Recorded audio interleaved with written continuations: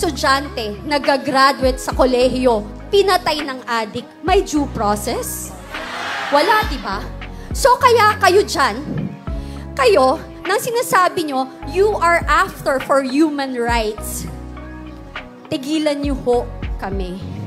Kasi kung human rights, mas binibigyan nyo ng pansin yung mga biktimang bata, kababaihan, at mga biktima ng pinapatay ng mga drug addict at nasirang buhay ng mga drug pusher and dealers.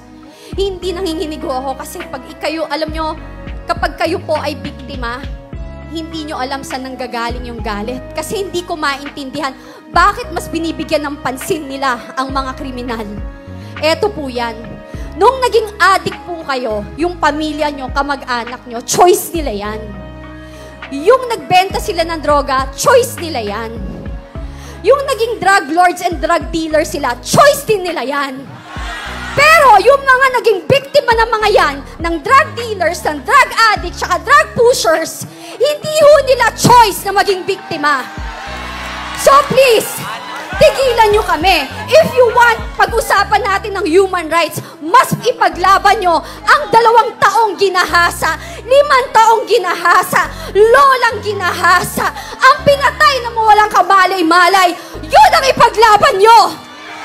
Yun ang masakit. Kasi pinaglalaban nyo, kriminal.